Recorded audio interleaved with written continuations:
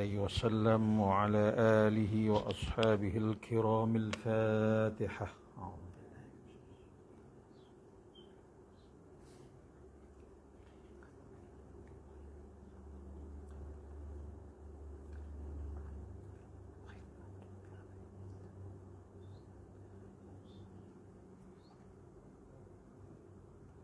Bismillahirrahmanirrahim. Alhamdulillahi Rabbil Alamin. والعاقبة للمتقين ولا عدوان إلا على الظالمين ونصلي ونسلم على رسول الله الذي بلغ الرسالة وأدى الأمانة ونصح الأمة وجاهد في الله حق جهاده. سبحانك لا علم لنا إلا ما علمتنا إنك أنت العليم الحكيم. رب اشرح لي صدري ويسر لي أمري واحلل عقدة من لساني يفقه قولي. اللهم زدنا علما وارزقنا فهما. السلام عليكم ورحمة الله وبركاته. Jemaah yang dirahmati Allah, alhamdulillah kita bersyukur kehadrat Allah Subhanahu wa taala kerana masih lagi mengizinkan kita untuk dapat hadir pada malam ini untuk sama-sama membincangkan tafsirul Quran. Insya-Allah kita masih lagi dalam tafsir suratul Fajr. Insya-Allah pada malam ini kita masuk ayat yang berikutnya, iaitu ayat yang ke-17 dan ke-18. أعوذ بالله من الشيطان الرجيم.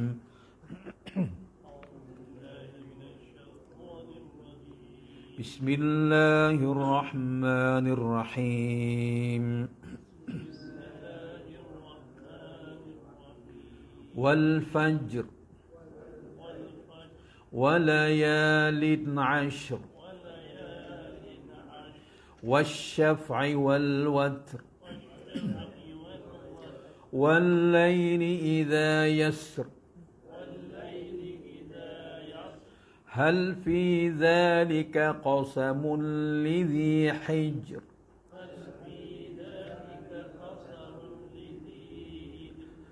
ألم تر كيف فعل ربك بعاد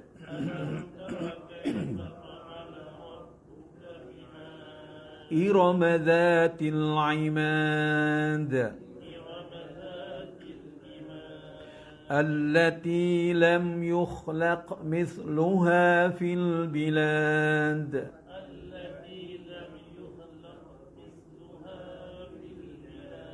وثمود الذين جابوا الصخر بالواد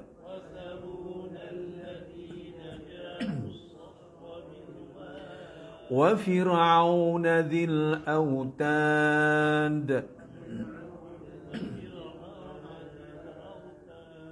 الذين طغوا في البلاد فأكثروا فيها الفساد فصب عليهم ربك سوط عذاب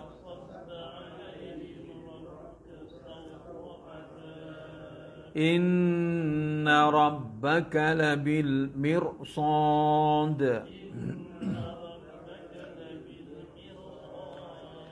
فأما الإنسان إذا ما ابتلاه ربه فأكرمه ونعمه فيقول ربي أكرمن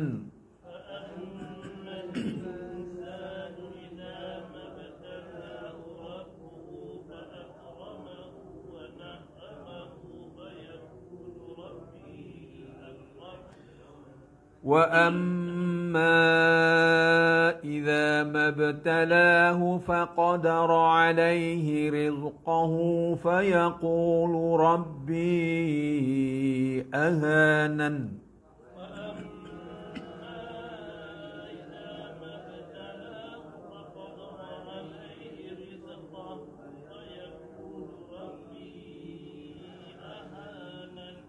كلا بل لا تكرمون اليتيم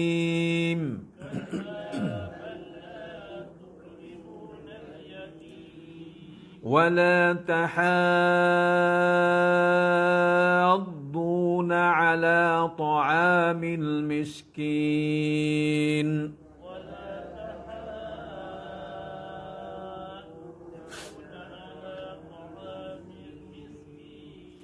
وتأكلون التراث أكلا لما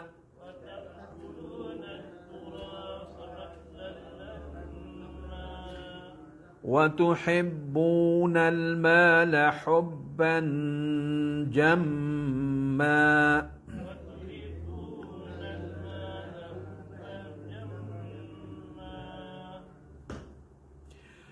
كلا إذا دكت الأرض دكا دكا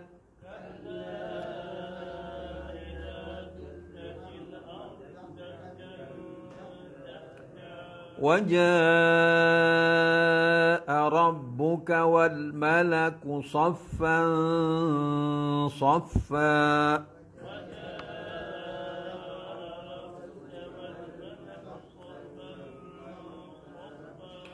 وجيء يومئذ بجهنم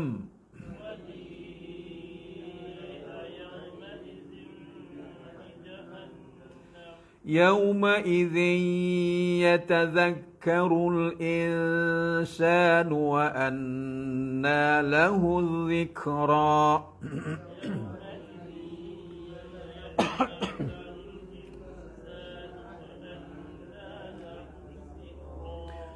يقول يا ليتني قدمت لحياتي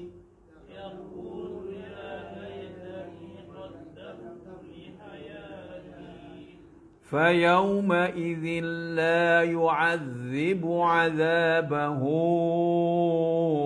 أحد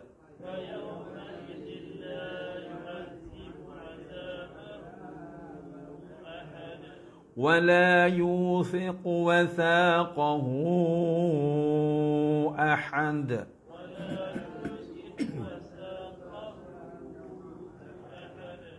يا أيتها النفس المطمئنة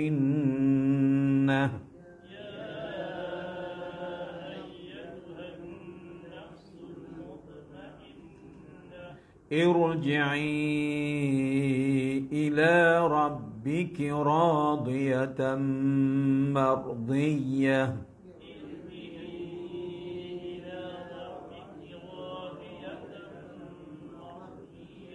فادخلي في عبادي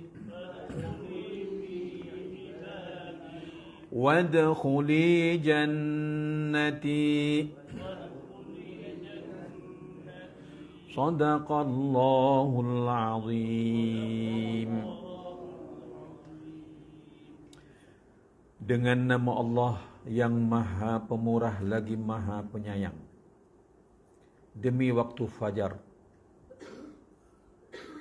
demi malam yang 10, demi yang genap dan yang ganjil, demi malam apabila berlalu, demikianlah sumpah bagi orang yang berakal. Tidakkah engkau, wahai Muhammad, memerhatikan bagaimana Tuhanmu melakukan terhadap kaum Ad, yaitu penduduk Iram, ibu kota kaum Ad, yang mempunyai bangunan-bangunan yang tinggi, yang belum pernah didirikan seperti itu di negeri-negeri lain. Dan terhadap kaum Samud yang memotong batu-batu besar di lembah. Dan terhadap Fir'aun yang mempunyai pasak-pasak, yakni bangunan-bangunan yang besar. Yang mana dia telah bermaharaja lela di dalam negeri. Lalu mereka melakukan banyak kerosakan di dalam negeri tersebut. Kerana itu Tuhanmu menimpakan paluan azab kepada mereka. Sesungguhnya Tuhanmu benar-benar mengawasi. Maka berkenaan manusia, apabila Tuhan mengujinya lalu memuliakannya dan memberikannya kesenangan, maka berkatalah mereka, Tuhanku telah memuliakanku. Namun apabila Tuhan mengujinya lalu membataskan rezeki kepada mereka, maka mereka berkata, Tuhanku telah menghinaku. Sekali-kali tidak. Bahkan kamu tidak memuliakan anak yatim. Dan kamu tidak saling membantu memberi makan kepada orang-orang miskin. Sedangkan kamu memakan harta pusaka dengan cara mempercampur adukkannya dengan yang halal dan yang haram. Dan kamu mencintai harta secara berlebih-lebihan. Sekali-kali tidak. Apabila bumi digoncangkan berturut-turut, yakni berlaga-laga hancur, dan datanglah Tuhanmu serta para malaikat berbaris-baris, dan pada hari itu diperlihatkan neraka Jahannam. Pada hari itu sedarlah manusia, tetapi tidak berguna lagi kesedaran itu. Dan berkata, alangkah baiknya sekiranya dahulu aku mengerjakan kebajikan untuk hidupku ini. Maka pada hari itu tidak ada seorang pun yang dapat menyeksa seperti mana azabnya yang adil.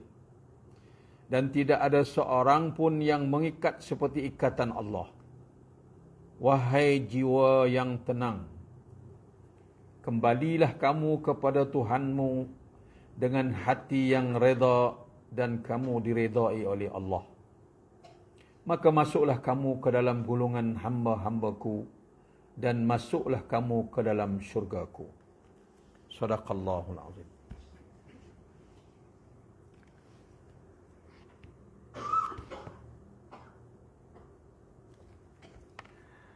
Alhamdulillah, kita telah bincangkan tafsir sebahagian daripada surah ini.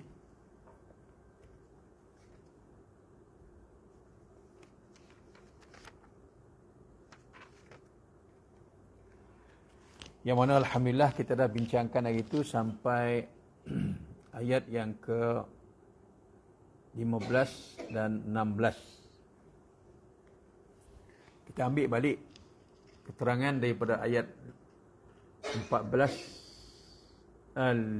dan 16. Fa'ammal insanu idza mabtalahu rabbuhu fa'akramahu wa na'amahu fayaqulu rabbi akraman. Wa amma idza mabtalahu faqadara alaihi rizqahu fayaqulu rabbi ahanan.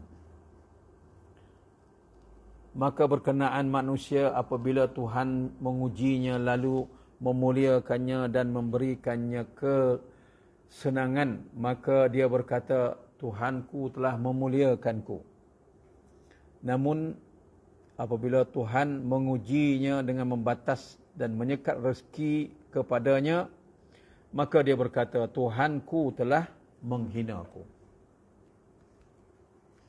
Dua ayat yang kita baca tadi, ayat 15 dan ayat yang ke-16, menjelaskan tentang dalam hidup ini sebagai orang yang beriman, yang yakin kepada susunan Allah. Semua orang yang beriman akan melalui proses ujian yang dipanggil ibtila. Sama ada ibtila ataupun ujian itu merupakan nikmat ataupun bala, kesenangan ataupun kesusahan. Dua-dua itu adalah ibtila, ujian daripada Allah Subhanahu wa ta'ala. Jadi Syahid Said Qutb dalam tafsir Zilalul Quran nak membawa kita supaya kita memahami dan menyelami hakikat ini. Dalam hidup ini kita akan lalu, sama ada senang atau susah, sakit ataupun senang, gembira ataupun duka. Jadi bagaimana kita berdepan dengan sifat ini sebagai seorang hamba kepada Allah. Di sana kata Syed Qutb, Fahadha tasawwur al-insan lima yabtalihi Allah min ahwal min basat wa qabab. Di sana kata Syekh Qutb, Allah nak menyatakan tentang dua ujian yang akan dilalui oleh insan. Dia guna istilah basat dan qabab. Senang dan susah. Dua-dua tu ujian.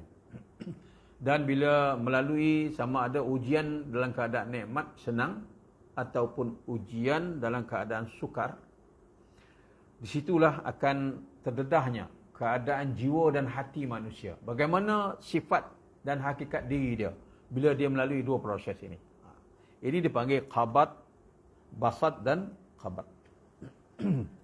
Sebenarnya istilah basat dan qabat ni adalah istilah ahli sufi, ya, tapi Syekh Qutb guna dalam tafsir dia. Basat dan qabat ni, hari itu kita janji kita nak jelaskan apa maksud basat dalam hidup ini. Syekh Qutb kata may yasi'ul asya' wa la yasi'uhu syai'. Orang yang diuji oleh Allah Subhanahu wa taala diberikan anugerah, nikmat. Duit banyak, hidup senang, mewah, rumah besar, kereta besar, kan. Semua besar.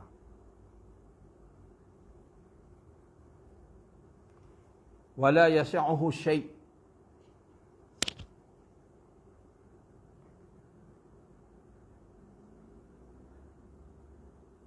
Tapi dalam keadaan itu, sebagai seorang insan yang diuji, dia dapat rasakan nikmat itu bukan segala-galanya yang boleh menyebabkan dalam hidup ni dia akan lulus ujian-ujian Allah seterusnya. Dia melihat benda yang dia dapat rupa nikmat ni biasa, ya. Wa qila huwa halur raja'. Dalam keadaan ini lahirlah dalam hati dia sifat raja'. Apa dia sifat raja'? Sifat harap. Maksud dia, tuan-tuan, contoh dia lah, bila kita pencen dapat gratuiti banyak, jazak banyak, kan? Hati ribu lah kata, kan? Bagaimana sifat kita? Kita dah plan dalam kepala otak dah, sekian persen ni buat ni, sekian persen ni daripada 300,000 tu. Tapi dia orang yang diuji, dalam konteks sufi ni yang disebut oleh Imam Syekh Qutb, bila dia dapat nikmat, dia pegang nikmat, apa sifat hati batin dia?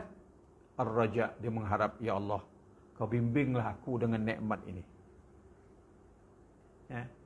Ini hal sufiyah sebenarnya. Ini adalah sifat orang sufi, berdepan dengan nikmat yang Allah bagi ini. Sebab biasanya Quran menegur insan ni, wala tafrahu bima atakum. Insan ni, kata Allah Taala, dia menyingkap jiwa manusia ni, bila dapat nikmat ni, Allah beritahu awal-awal, la tafrahu bima atakum. Kamu jangan suka berlebih-lebihan, seronok sehingga lupa daratan, sehingga tersilap menggunakan nikmat tu. Tak. Dan sifat basat ni yang Syekh Qutb kata, berdepan dengan ujian Allah yang bersifat nikmat ni, sifat basat ini lahir ar-raja'. Ya Allah, jangan kau sesatkan aku dengan duit ni. Jangan kau jadikan aku orang yang membazir dengan duit ni. Ya Allah, jangan kau jadikan aku orang yang salah guna nikmat duit ni. Banyak hak-hak yang ada dalam duit ni untuk aku gunakan fi sabilillah. Itu ar-raja'. Ini sebenarnya marhalah perjalanan kerohanian orang-orang sufi. Tapi Syekh Qutb guna, hebat Syekh Qutb, tafsir dia ni, nada dia kadang-kadang, masyrab dia, intonasi dia sufi, ya. Dia nada tafsir Syekh Qutb ni lebih kurang sama dengan nada tafsir Al-Kabir oleh Imam Fakhrul Razi. Cuma tafsir Imam Fakhrul Razi tu banyak, ya. Hampir 20 juzuk. Tafsir Al-Quran ada 6 juzuk je. Tapi nada dia, intonasi dia lebih kurang sama. Dia menjelaskan hakikat batin yang ada kalau dalam perbahasan jiwa insan. Dia tak basat. Berdepan dengan uji ni, ada orang dapat nikmat, dia kata, inilah kemuliaan yang Allah bagi kepada aku. Dengan melempah-lempahnya, nikmat, duit dan sebagainya. Di satu sudut pula, orang yang dipicik rezekinya susah hidup. Hina hidup ni, Allah nak hina aku. Jadi, adakah ini sesuai dengan hakikat jiwa insan sebagai hamba kepada Allah? Ini saya Qutb nak beritahu. Sepatutnya ketika diuji dengan nikmat, dia pegang sifat qabat ini. Yang ini, halur raja'. Harap kepada Allah supaya dia tidak membutuhkan harta ni. Kemudian, waqila huwa warid tujibu isyarah ila qabul wa rahmah wa uns. Dan sifat basat ini, kata Syekh Qutb, adalah huwa warid. Warid ni apa tuan-tuan? Warid ni singular. Jamak dia waridah. Jamak dia singular warid. Warid ni tuan-tuan, macam orang cari inspirasi lah. Orang cari inspirasi, orang yang terlibat dalam mencipta sesuatu, tak kira lah apa bidang, inovasi dan kreativiti, dia fikir, dapat idea. Nak beritahu tentang warid ni tuan-tuan, itu adalah dalam tasawuf dipanggil warid. Allah campak dalam hati dia ilham, dapat dia sesuatu yang selama ni dia tak dapat. Kita boleh kata rahsia lah Allah bagi, yang bersifat kefahaman dan rasaan rohani. Dia dapat rasa. Kita panggil warid. Kata Imam Syekh Qutb, basat ni ialah warid tujibuhu isyarah ila qabul.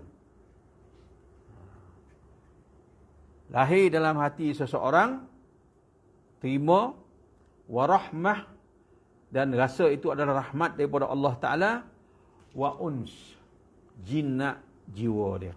Melihat kerja Allah Ta'ala, turunkan nikmat, beri kat aku. Nampak seolah-olah kerja Tuhan. Dia panggil waridat. Waridat. Allahu Akbar. Kita boleh tengok apa ni istilah ni tuan-tuan dalam kitab Risalah Al-Qushairiyah. Imam Qushairi ni, dia susun kitab Risalah Qushairiyah ni, dia menjelaskan istilah-istilah yang digunakan oleh golongan sufi dalam perjalanan kerohanian mereka. Macam kita belajar di universiti lah, diploma, kemudian degree, kemudian masters, kemudian PhD. Ranking tu berbeza-beza. Kemampuan ilmiahnya. Orang diploma, orang degree, orang masters dengan PhD. Dia semakin meruncing kepada perbahasan yang lebih mendalam. Dan rasaan kepada pengalaman ilmiah itu berbeza antara satu tahap dengan satu tahap. Begitu jugalah jalan para sufi. Jadi, sewajarnya bila dapat nikmat yang berupa anugerah daripada Allah yang kita sebutkan tadi, kata Syekh Qutb, maka sewajarnya, sewajibnya dapat merasakan ini adalah rahmat daripada Allah, dan lahirlah dalam diri kita uns. Uns ni apa? Jinak hati. Kalau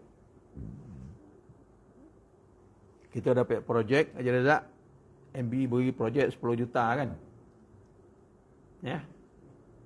Kita rasa macam mana dengan hubungan kita dengan MB? Kroni lah. Datuk?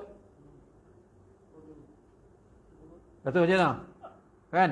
Rasa dekat sangat MB dengan kita kan? Ramai-ramai tu Haji Razak dapat. Rasa macam mana Haji Razak? 10 juta. Marginnya 40%. Berapa? 4 juta. Bersih. Rasa macam mana? Rasa bertuah. Kan? Terpilih. Dan rasa kita ni salah seorang yang jadi orang kuat kepada MB. Itu uns. Dengan Allah ni kena ada rasa tu. Apa yang Allah bagi pada kita ni, sewajarnya dan sepatutnya lahir rasaan rohani kita. Allah. Kan? Nahnu aqrabu ilaihi min hablil warid. Allah Ta'ala kata, kau tak rasa ke? Aku dekat sangat dengan kau. Lebih dekat kau dengan buat leher kau yang menyambung nyawa kau tu. Allah sangat dekat. Itu maksud al-basat. Jadi dalam hidup ni berlepas dengan nikmat dan Allah bagi, kalau tak pegang ini tuan-tuan, dia mengacau lah. Ya. Mengacau Setakat ni, Datuk Azam Baki buat kenyataan semalam, duit 1 MDB yang telah berjaya dipungut balik daripada 40 bilion tu dah dapat 28 bilion. Banyak tak jaya tak 28 bilion? Apa pasal dapat ambil ke London nak duit tu? Ni. Halatul nafsul insan. Insan ni bila diuji dengan nikmat, dia lupa. Langsung dia punyanya duit tu, buat lagi keluar. Ini asas dan punca kejahatan insan. Bila batin dia tak kenal Allah. Bila perjalanan rohani dia, rasaan rohani dia jauh dengan Allah Ta'ala, dia rasa semua dia boleh buat, semua dia boleh langgar, semua dia boleh belasah. Padahal dia lupa. Kita ada beri perbandingan oleh Syed Qutb dalam perjalanan hidup melalui nikmat ni, kena ada langkah-langkah perjalanan rohani. Jiwa kita bersifat basat. Kalau tak ada ni payah. Kalau tak ada ni, Piramli kata apa? Dunia ni ana yang punya. Kok dek den lah kata Undang 9. Kan? Kok dek den Kok dek den, kok dek kau, kok dek situ. Undang 9 punya. Istilah ni kena kawal Kalau tak kawal ni dia akan jadi pelampau. Itu satu. Kemudian ciri yang kedua, sifat batin seseorang yang beriman dalam konteks yang disebut oleh Imam Syed Qutb, al-qabad. Qabad ni apa? Qabad ni asal contoh gonggam. Ya. Basat ni lepeh. Qabad ni gonggam. Istilah dalam tasawuf, qabad ni ialah halul khauf fil waqt. Lahir rasaan takut dalam hati kita fil waqt.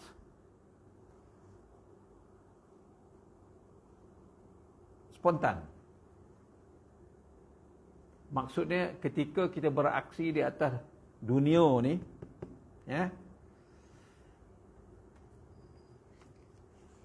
memegang apa-apa peranan atau jawatan, di segi kerohaniannya, proses kena ada yang ini, khabat, kita diintai oleh rasa khauf, rasa takut kepada Allah Subhanahu wa taala. Jadi bila sifat ini ada, apa yang kita pegang yang berupa amanah daripada Allah Taala, kita tak akan khianat. Sebab kita baca depan kita orang khianat ni, Nabi kata yutba'ul mu'min ala khilalil kulliha illa itsnain. Tak ada sifat, tak ada orang yang terkecuali, kata Nabi, daripada sifat-sifat keji ni. Tak ada orang yang perfect. Semua orang ada masalah. Perangai dan akhlak. Tak ada yang perfect. Yang perfect Nabi seorang saja. Kita tetap berdosa. Sebab adanya peruntukan taubat. Ini diperakui oleh Allah Ta'ala. Manusia ni lemah. Sebab Nabi kata, kullukum khatta'un. Kamu semua terlibat dengan dosa. Wa kullu khatta'in at-tawwabun. Dan sebaik-baik orang yang berdosa kepada Allah, dia segera bertaubat. Kejahatan, perbuatan, melakukan dosa dan maksiat diperakui oleh Allah. Manusia ni tak ada yang maksum. Tetapi kejahatan yang diperakui oleh Allah ada pada manusia, dua ni tak boleh ada. Apa dia? Al-khiyanah. Dua ni Nabi tak akui kalau ada kau bukan umatku. Apa dia? Yang pertama, khianat.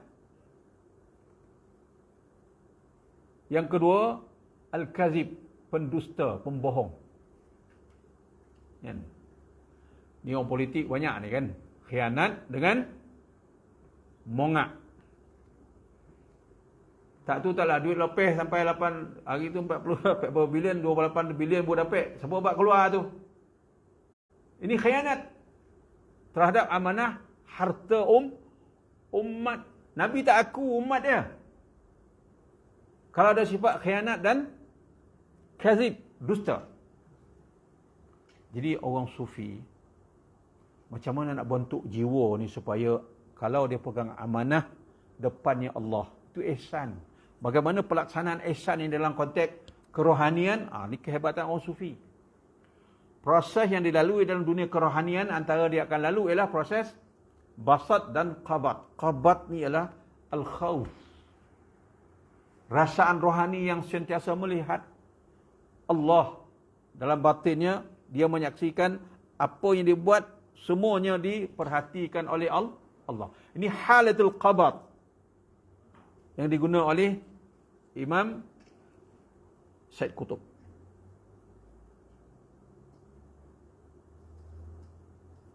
Dan waqil warid yaridu alal qalb. Sama macam tadi. Warid ni sentuhan Allah campak dalam hati, dapat rasa ni. Dapat rasa ni. Kita selalu sebut tentang Sayyidina Umar Al-Khattab radhiyallahu anhu. Takutnya dia kepada jawatan yang dia pegang sebagai khalifah. Diingatkan kaki tangan kementerian dan orang kerajaan di zaman dia. Dia kata, kalau kamu dapati semasa pemerintahan aku seekor kibash tersesat di kota Baghdad, tidak ada seorang pun kaki tangan kerajaanku yang menyelamatkan kibash ini, niscaya kamu akan saksikan nanti di akhirat aku akan disoal oleh Allah. Ni mana datang ni? Daripada dalam. Dia baik qabat tadi. Apalah nilai seekor kibash?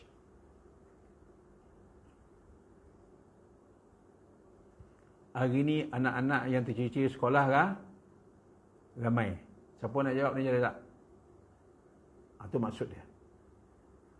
Orang yang berkuasa akan berdepan dengan persoalan-persoalan ini di hadapan Allah Ta'ala. Kau buat apa? Ni tak makan, ni tak sekolah, ini tak dapat perubatan, ini sakit. Tak ada pembelaan. Siapa nak jawab? Orang yang pegang kuasa ketika itu. Yang terlibat dalam bidang itu. Kan?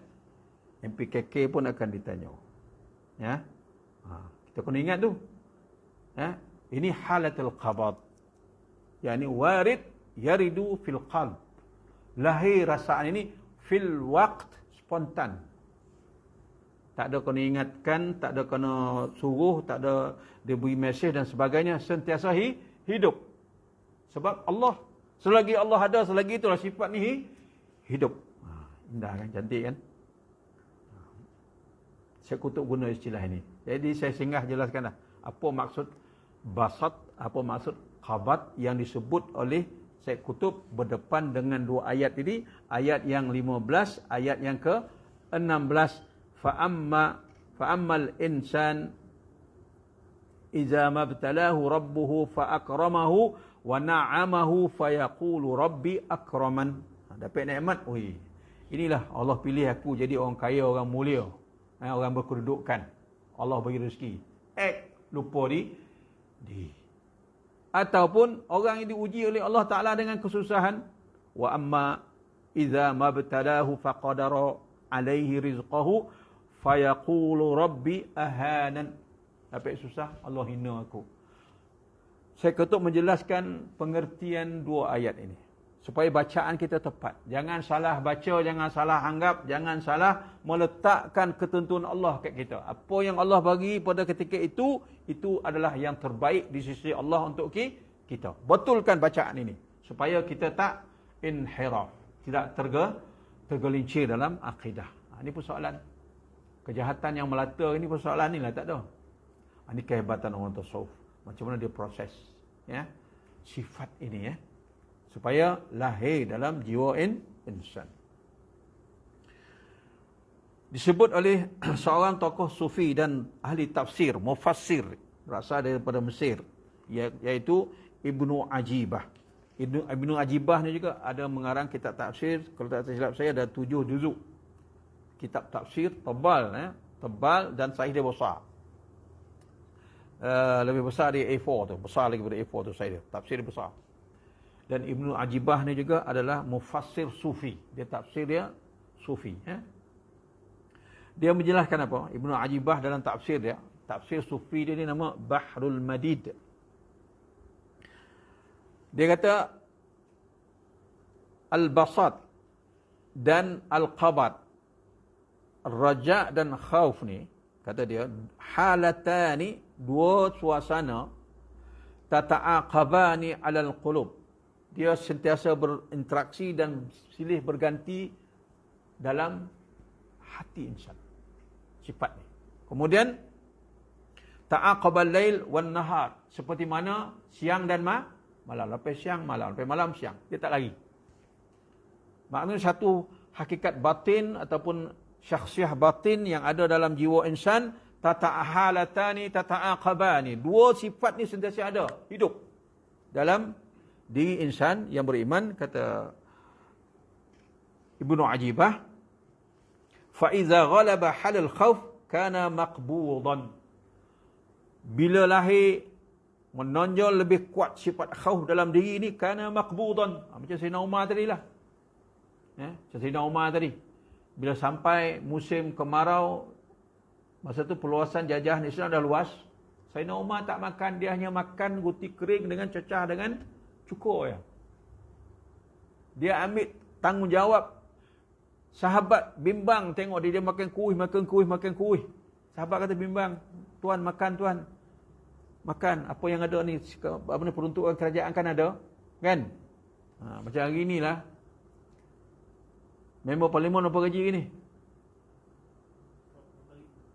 Tak masuk peruntukan lain. Amah, parking, allowance itu lain ni, pengusi JLC tu, JLC ni, kumpul-kumpul semua ada berapa ribu je tak? Puluh ribu. Jangan ingat kau boleh senang lepeh dengan puluhan ribu yang kau dapat tu. Kau akan berdepan dengan hisab Allah yang sangat ketat. Okey. Dia kata faiza ghalaba halal khauf kana maqbudan. Bila sifat khauf ni kuat mengatasi sifat raja dalam diri, kana maqbudan. Sayyidina Umar kata, aku nak makan macam mana? Rakyat di hujung negeri sana kebuluran. Siapa yang nak jawab tu? Kalau aku makan mewah, rakyat kebulu. Memadai aku makan guti kering, cecah dengan cukur. Alah, tengok ni jam kan. Itu Sayyidina Umar. Ni jam ni maksan, mana sama. Tokoh ni kena bentuk, tuan-tuan. Salah satu tugas pemerintah membentuk generasi yang akan mengambil alih tugas ini, bawa manusia kepada Allah. Bukan nak melahirkan kroni je dah. Saya ahli UMNO, saya ahli AMNAS, saya ahli PKR kan, dekat tu je. Tak mau nakkan sekat tu dah. Halatil basat dan qabat ni, tuan-tuan, pergi lebih jauh dalam lubuk hati insan supaya beroperasi dalam lingkaran hidup ini sebagai insan yang memikul amanah dan tanggungjawab Allah. Khabat. Bila sifat khauf ini kuat, tu dia. Sayyidina Umar menangis malam-malam.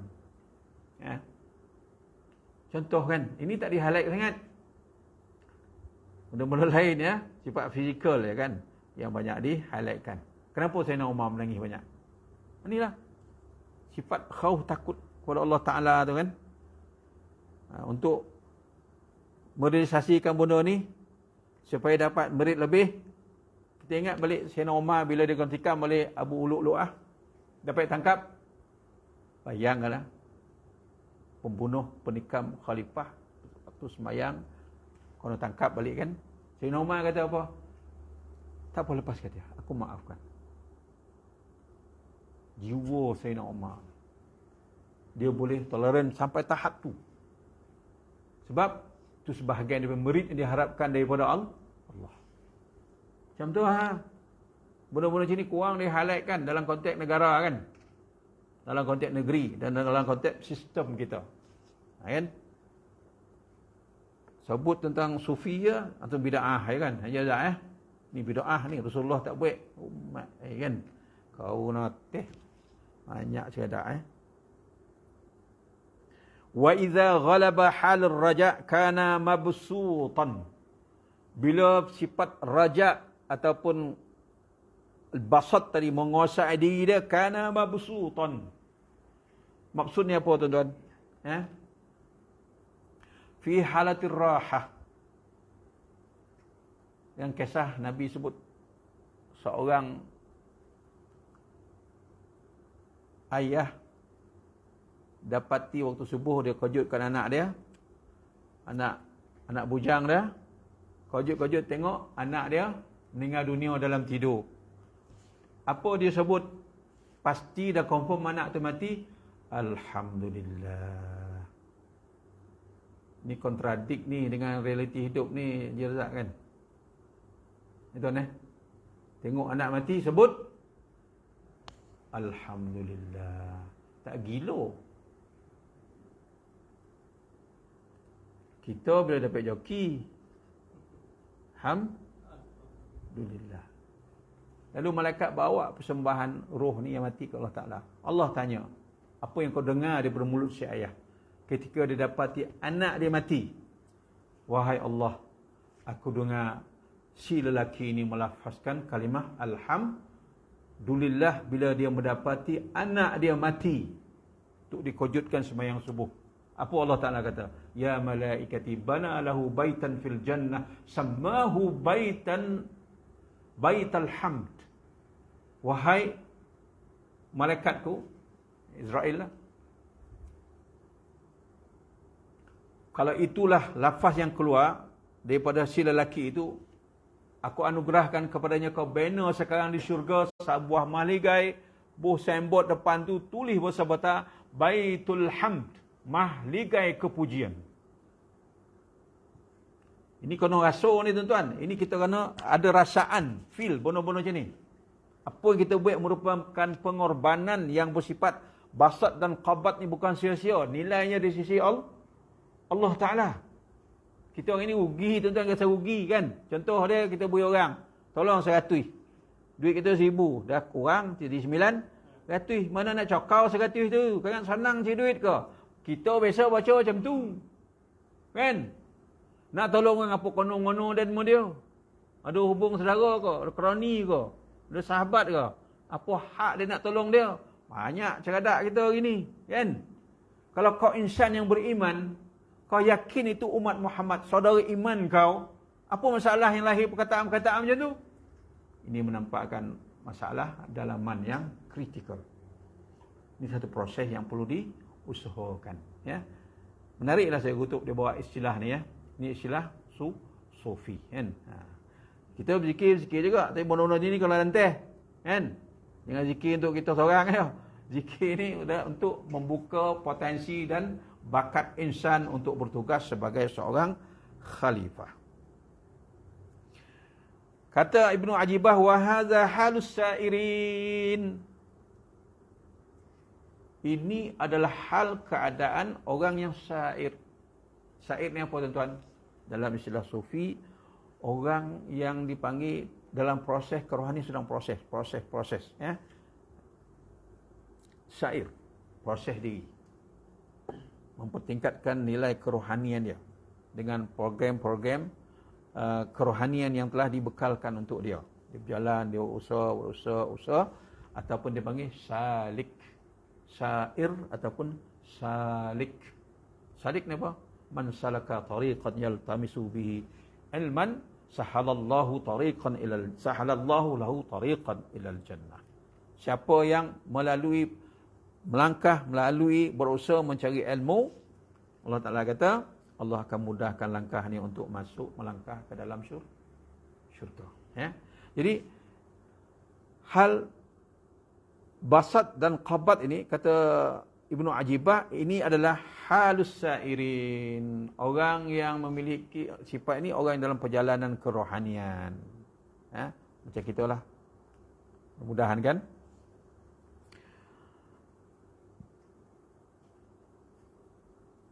Ammal wasilun.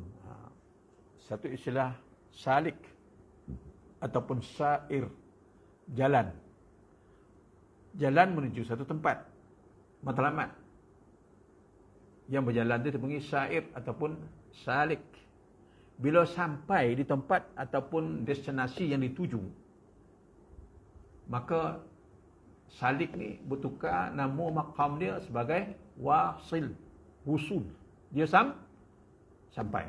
Saya nak jelaskan istilah yang dibawa oleh Ibn Rajab ni ya. Mudah-mudahan sikit sebanyak adalah ilmu kita, pengetahuan kita tentang itu. Dia kata, adapun orang yang masih dalam basat dan qabat ini, dia orang yang salik dalam perjalanan. Adapun ammal wasilun faqad i'tadala khaufahum wa raja'ahum. Adapun orang yang wasil, wusul, sampai daripada hakikat yang dituju dalam dunia kesufian, apa yang berlaku? Sifat khauf dan raja' tu dah sebati dalam diri dia.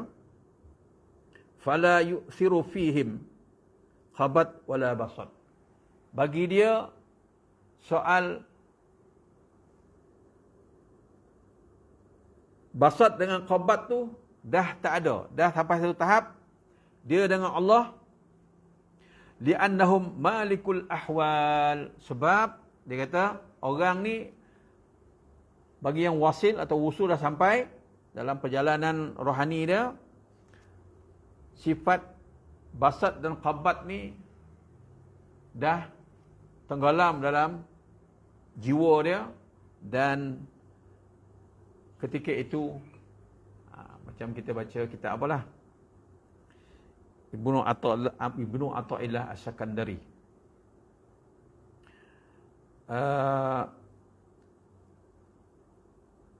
dia menjelaskan dalam kitab dia tentang tahrirul asbab. Orang macam ni, yang usul ni, dia dengan Allah Subhanahu Wa Taala dalam dunia sufi dah, tuan-tuan, sebagai ilmu lah. Dalam dunia sufi, orang yang macam ni, dia dah tidak adalah laluan perjalanan dalam bentuk asbab. Ya. Kalau kita tengok dalam kitab Minhajul Abidin, dalam Aqabah yang keempat, Aqabatul Awarid, dijelaskan dalam tu bagaimana para kekasih Allah, para awliya ni dalam bab rezeki ni, fis sama'i rizqukum. Para awliya Allah, kekasih Allah yang wusul ni, contohnya Ibrahim bin Adham, Imam Ghazali sebut dalam kitab tu, Ibrahim bin Adham, dia tak duduk dalam maqam asbab ni. Contoh dalam bab rezeki, Allah sebut Afis sama'i rizqukum wa ma tu'adun. Rezeki kamu ada di sisiku. Kau tak perlu minta KO orang. Kau tak melalui proses usaha seperti manusia. Joki kau dah ada, tetap. Satu hari orang jumpa, ni kisah orang sufi, tuan-tuan. Nak jelaskan makna qabat dan basat sampai satu tahap, dia tak ada dah. Di satu tahap, dia tak ada asbab dah. Orang tengok Ibrahim bin Adham ni macam lemah. Orang tanya dia, kenapa ni? Tak makan ke? Ya, aku dah tak makan. Kawan dia tanya lagi, berapa hari? Dia kata, aku tak makan roti dah 3 hari. Cakaplah betul-betul berapa hari? Sebenarnya sebulan dah aku tak makan. Iyalah, betul-betul dah cakap. Bukan sebulan, sebenarnya dah 2 bulan aku tak makan. Nampak tuan-tuan Ni proses lah yang dikatakan wasil tu, usul tu, sampai tahap tu. Dia kata, bila aku lapar, aku yakin rezeki aku Allah akan hantar tanpa sebab. Melalui sampai, tak ada rezeki yang sampai melalui orang. Orang tanya, kau makan apa? Dia kata, aku ambil segumpal tanah, aku makan. Tanah tu jadi makanan. Itu haruslah bagi Allah, orang yang dipilih oleh Allah. Ini wusul, dipanggil wasil. Orang yang dalam perjalanan ke arah itu dipanggil salik ataupun sair. Itu perbezaan istilah disebut oleh Ibn Rajab Al-Hambali antara orang yang dalam perjalanan kerohanian dia sampai satu tahap dia wusul dengan orang yang wusul betul sampai hakikat perjalanan destinasi rohani dia. Itu penjelasan daripada kitab Tafsir Zilalul Quran yang dipetik daripada oleh Syahid Syed Qutb.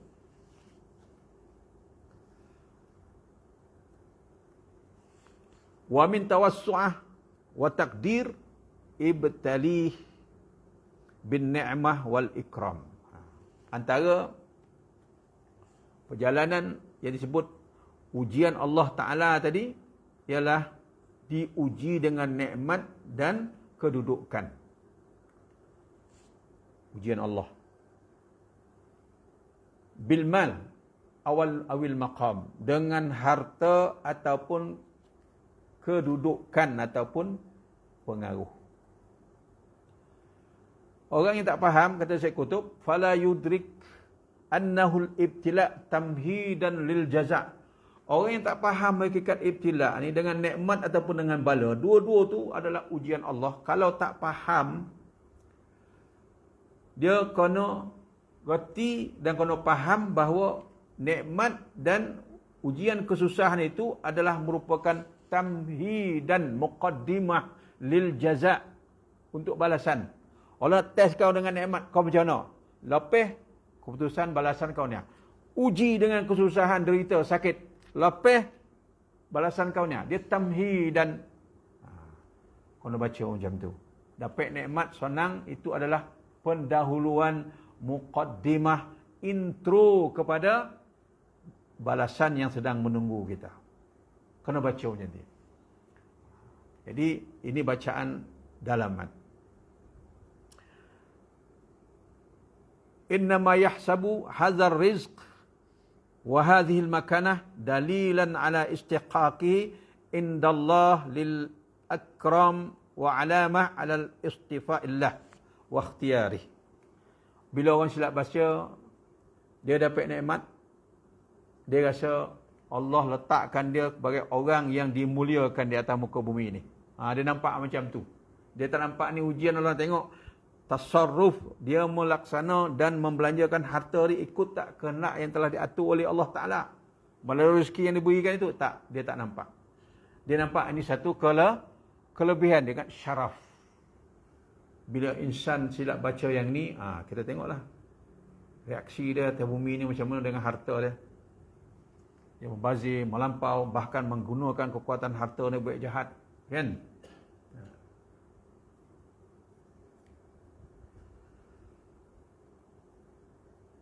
Tanda dia dapat nikmat, dapat duit banyak.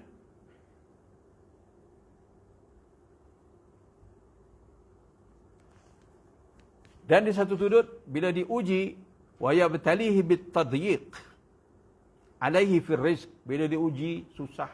Tengok tuan-tuan ya. Saudara-saudara kita yang susah, tuan-tuan, zaman susah ni memang susah betul ya. Susah betul. Itu sebab ada menu rahmah tu. Kan?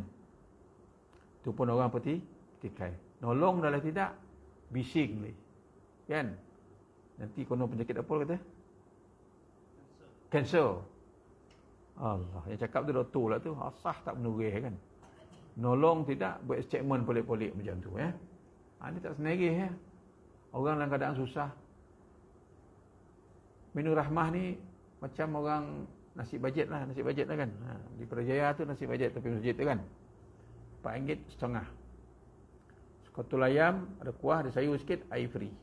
RM4.50. Bagi budak-budak yang kerja, yang belajar di college kan, di pusat pengajian biasa ni ataupun pekerja-pekerja biasa, RM4.50 tu sekali makan jazak berbaloi lah. Kan? Berbaloi ya. Lepeh lah beban, konyang lah perut. Nak masuk kuliah balik, tak nak masuk pejabat balik kan. Dan dapat susun bajet bulanan jangan teratur. Berapa besar tu? Bajet rahmah ni dengan apa ni nasi bajet ni kan. Sebenarnya memudahkan orang. Tuan-tuan kena ingat, bila kita memudahkan orang dengan sesuatu bantuan, 2 orang malaikat akan turun. Malaikat yang pertama akan sebut, Ya Allah, Allahumma a'ati munfiqan khalafa. Itu doa malaikat, tuan-tuan. Jangan banyak songeh. Malaikat pertama kata, Ya Allah, kau gantilah harta yang hilang daripada sepulan dia tolong orang, kau ganti balik, wahai Allah Ta'ala. Malaikat yang kedua sebut orang yang kedakut tak hidup masjid ni, dia kata apa? Allahumma a'ti,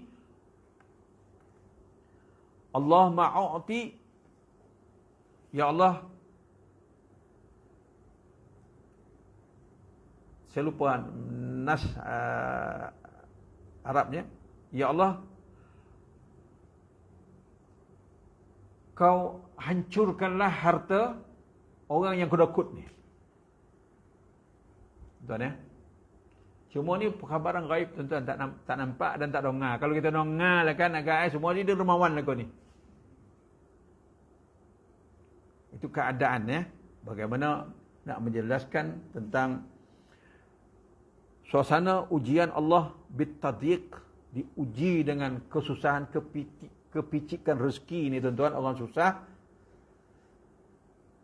kadang-kadang bila tak faham yang ni, kata Syekh Qutb, fayahsabul ibtila jazaan kadzalik.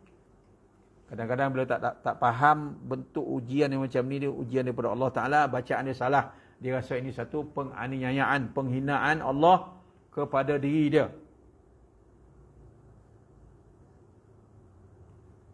Jangan. Senang sebagai ujian, ia akan ada natijah. Susah sebagai ujian, akan ada natijah di sisi Allah. Kata Syekh Qutb, wa huwa fi kiltal halatain mukhti fit tasawwur, mukhti fit taqdir. Bila berlaku kesilapan dalam memahami benda ni, kata Syekh Qutb, maka lahirlah gambaran tanggapan yang salah. Ya. Tanggapan yang salah. Ya. Saya teringatlah, tuan-tuan, apa ni, Erdogan. Dia cerita tentang seorang remaja jumpa Holaku, Genghis Khan, Holaku kan, Mongol. Dia minta, setelah dia jajah Baghdad, dia minta perwakilan daripada orang Islam. Tak ada yang berani sebab Mongol ni dia kerja korek orang je, tak ada hati perut. Yang datang seorang budak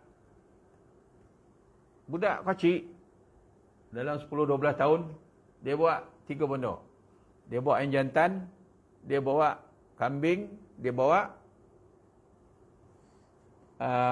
unta. Masuk ke istana Holaku. Holaku kata, lah, budak kecil entah. Tak ada kau di kalangan kamu itu tu. Tak, saya wakil, kata budak ni kan. Saya wakil umat di Baghdad ni. Okey? Tak apa. Kau sampaikan apa masalah, apa yang kau nak sampaikan kepada aku, kata aku. Dah pelekeh. Alah, budak kecil. Kau boleh bawa ke masalah yang sedang dihadapi oleh apa ni, sebagai wakil, oleh umat sebagai wakil. Apa budak ni kata, tuan-tuan? Ni hebat ni, tuan-tuan. Kita tak tahu budak ni siapa kan. Budak nama Kardi Khan.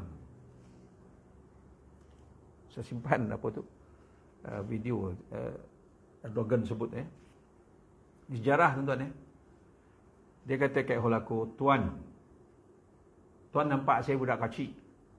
Sebenarnya saya wakil daripada umat Islam. Kalau Tuan, dia buat ayam jantan, kambing dengan unta. Tuan, dia kata, kalau Tuan nak ukur saya ni kecil, suara saya perlahan, ayam ni kalau Tuan dengar dia kokok, lain nyaring suara. Yang kedua, saya ni budak, janggut pun boleh tumbuh. Kalau Tuan nak tengok orang yang berjanggut, kambing dari panjang janggut dia. Dan kalau Tuan nak tengok wakil ni orang besar, untanya lebih besar pada saya. Jadi bukan persoalan suara yang nyaring, bukan persoalan janggut orang tua, bukan persoalan saiz yang besar. Sekarang ni saya wakil kepada umat. Moral pada kisah ni tuan-tuan, bagaimana lahir hakikat kenyataan ni daripada lidah dia. Dia benar-benar datang. Di saat di Baghdad zaman tu tuan-tuan, kalau kita baca tulisan Maulana Abul Hasan Ali An-Nadawi, Baghdad dikuasai oleh apa? Oleh Mongol. Umat Islam jadi bacul sebab gambaran yang diceritakan tentang orang Mongol ni terlalu kejam, zalim, betul-betul disaksikan di depan mata. Lahir sifat bacul orang Islam di Baghdad ketika itu. Contoh dia, Maulana Abul Hasan Ali An-Nadawi sebut tentang kebaculan umat di zaman tu di Baghdad. Kalau orang lalu di pokan tu jumpa tentera Mongol ni tak bawa pedang. Dia kata, kamu tunggu di sini, letak kepala kamu di batu tu, tunggu aku ambil pedang. Dia takkan lari sampai Mongol ni bawa pedang, toteh kepala. Macam itulah bahana dan bala yang lahir di Baghdad ketika itu. Umat Islam bacul jadinya sebab kezaliman dan kejamnya orang Mongol. Tiba-tiba datang budak kocik ni kan. Pemana tuan-tuan? Ini benda ni tuan-tuan. Soal qabat, soal basat ni tuan-tuan, bila lahir dalam hati insan, dia tak nampak lagu ni besar dah. Yang dia nampak basah wallahu akbar. Ni Allah tunjuk ketika tertentu lahir hakikat ni tuan-tuan. Dan orang sufi benda ni lah tuan-tuan, dia tonjolkan. Supaya dalam realiti dan medan kehidupan benda ni terlaksana betul-betul kerana Allah Subhanahu wa taala. Jadi bila perkara-perkara seperti ini tuan-tuan diletakkan pada posisi yang betul, maka bacaan, gambaran dan tasawurnya benar. Kan? Dan takdir, dia buat bacaan dia betul dan tepat. Dulu di kampung tuan-tuan, kita diajar kocik-kocik takut mempolis kan. Sampai tua takut kat polis. Jangan tangkap kat polis yang negari. Umat bila dengar polis kena gari, nak kena masuk lokap kan. Umat takutnya. Kan? Nampak roadblock, mengelata badan. Macam itulah orang Melayu didik anak takut kat polis. Silap. Konsep pendidikan orang Melayu ni kat anak-anak banyak salah. Satu lagi, jangan tanya. Banyak je kata. Kod je lah orang cakap. Ini satu lagi nilai. Yang lahir dalam dunia Melayu. Alah, kau jangan cakap kau siapa. Quran suruh fas'alu ahla zikr. Tanyalah orang yang berilmu. Ni tak boleh tak? Tak boleh tanya. Yang banyak tanya. Mak kan. Tak boleh tanya. Okey. Jadi kata Syekh Qutb, bila tak memahami hakikat ni, lahirlah kesilapan dalam gambaran, pemahaman, konsep dan ukuran yang dia nak buat silap dalam hidup ni. Dia kena faham, kata Syekh Qutb, fabasatur rizq au qabathu ibtila'an minallah li'abdih. Dalam bab rezeki ni, senang kau susah kau, kena baca ini adalah ujian Allah. Jangan act dengan harta dan kedudukan tu. Dan jangan rasa terpisah daripada rahmat Allah bila susah. Ini kita selalu sebut. Nabi Sulaiman alaihissalam, bila Asif bin Barkhiyah bawa Ratu Balqis sekelip mata depan Nabi Sulaiman, hebat je kan? Sekelip mata bawa Balqis daripada Hadramaut, Yaman tu, sekelip mata sampai depan Nabi Sulaiman di Palestin. Apa jauh tu, cuba tengok map. Daripada Hadramaut ke Palestin tu. Sekelip mata sampai depan Nabi Sulaiman. Kan? Marin kita baca mana-mana projek, tapi jalan tu ada signboard. Apa tulis Tulis biru, apa tulis Ini adalah salah satu projek kerajaan barisan nasional. Tak payah kau begitu. Kau kerajaan tak payah sebut tu. Itu tugas kau macam bapa dengan anak. Boleh tulis kau. Ni abah belanja kat kau ni. Sebut kau kat anak. Aduh dah. Itu tanggungjawab amanah. Bila dia memperkuda politik dan kuasa, signboard. Ini adalah projek kerajaan Barisan Nasional. Untuk apa? Nak beritahu rakyat, kau buat projek. Tak payah itu kerja kau. Kau punya senarai tugas. Listed di sisi Allah Ta'ala, kau buat. Diajar. Ini kesilapan pendidikan politik dalam dunia Melayu. Kan? Supaya itu hutang budi ke kerajaan Barisan Nasional. Apa hal? Datang kerajaan Barisan Nasional ni, siapa menyuruh, siapa beri, siapa muat. Persoalan ni lah tuan-tuan. Ni parti keramat. Keramat apa? Keramat adalah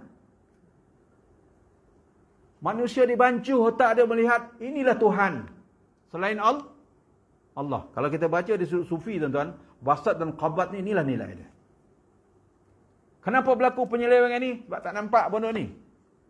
Tak baca benda ni. Tak diasaskan benda ni dalam kehidupan. Khususnya dalam dunia politik. Politik jadi Tuhan. Kuasa jadi Tuhan. Kerusi jadi Tuhan. Pengaruh jadi Tuhan. Ini kesan dia. Cerita Sayyidina Umar ni tak laku. Sebab tak valid itu zaman marin. Kan? Dia yang valid. Sudah buat duit keluar. Berbilion-bilion kan. Ada seorang orang Kuwait ni 9 kena tangkap dekat apa Singapura buat duit kan. Berapa juta. Money changer tu kena tangkap. Gantung lesen. Dia lepeh. HP hadha.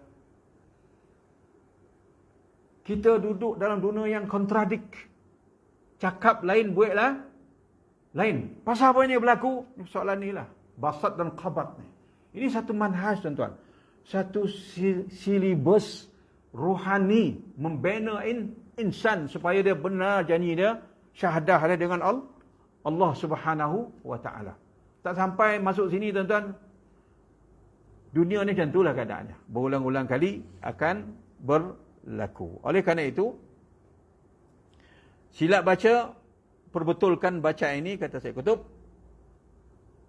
Kena faham, walaisa ma'utiya min 'aradid dunya awil manih wal jaza.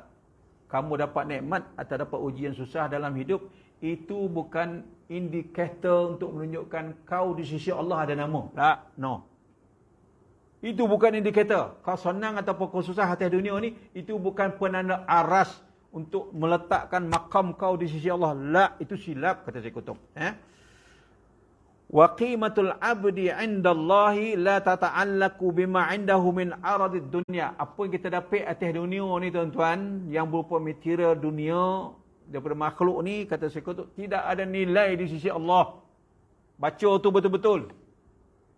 Kemudian waridallahu sakhatahu la yastadillu alaihi bil minah wal mana' fi hadhihi dunya. Redha yang kita nak ambil, kita nak capai di sisi Allah, tidak ada kaitan dengan nikmat dan susah yang kita lalu atas dunia. Tak ada kaitan langsung. Bukan itu penilaian. Bukan itu indikator. Yang jadi penunjuk arah dia apa? Fahuwa yu'tis salih wa talih. Dunia ni, kata Syekh Qutb, yang salih dapat, yang jahat, yang talih pun dah dapat. Kemudian wa yamna'us salih wat talih. Begitu juga susah hidup ni, yang salih pun dapat susah, yang jahat talih pun dapat susah. Bukan itu ukuran. Walakin, kata Syekh Qutb, tetapi ma wara'i hadza zalika huwa alladhi alaihi muawwal innahu yu'ti liyabtaliya. Kena faham betul-betul, kata Syekh Qutb, segala ujian, segala laluan yang kita lalu atas dunia yang berupa nikmat dan susah, itu adalah merupakan satu ujian, ibtila, exam, imtihan. Nak tengok. Nabi Sulaiman kata apa? Liyabluwani aashkur am akfur. Asif bin Bakhiyar, salah seorang jenderalku, dapat ambil Balqis sekelip mata, datang daripada Hadramut, bawa ke Palestin sekelip mata. Nabi Sulaiman declare, dia kata, ini bukan kuasaku. Hadza min fadli Rabbi. Fahami pengertian itu betul. Ini adalah kurniaan kekuasaan Tuhanku. Bukan kuasa aku. Ini sebagai ujian atau ibtila tadi. Jelas disebut oleh Nabi Sulaiman hadza min fadli rabbi. Apa tujuan dia? Liyabluwani, untuk menguji aku dengan nikmat ini. Ashkur, sama ada aku menjadi seorang yang bersyukur dengan nikmat Allah, akfur, ataupun aku kufur dengan nikmat. Jadi Syekh Qutb nak jelaskan dua benda ni tuan-tuan. Dalam ayat yang kita baca tadi, ini dua ayat 15 dan 16 ini, supaya jelas kenapa Syekh Qutb sebut dalam tafsir dia istilah basat dan khabat, supaya jadi pakaian batin dan rohani kita dalam hidup ini berdepan dengan amanah yang diberikan oleh Allah Subhanahu wa taala. Insya-Allah kita akan sambung pada sesi yang akan datang lepas raya lah. Ni akhir ni bulan Mei. Mak lama cuti ya. Tak apalah kan, raya kan, lepas puasa sebulan, lepas tu raya sebulan. Fair lah. Puasa sebulan, raya sebulan kan, 2 bulan ya. Kita punya semester break 2 bulan. Insya-Allah panjang umur kita. Kita jumpa lagi. Kita akan sambung insya-Allah. Kalla bal tukrimunal yatim. Kalla bal la tukrimunal yatim. Wallahu a'lam bissawab.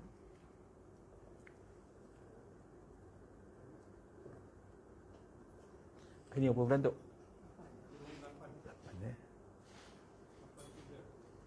Ila hadratin Nabi Muhammadin Mustafa Rasulullah sallallahu alaihi wasallam wa ala alihi wa ashabihi al-kiram al-Fatihah.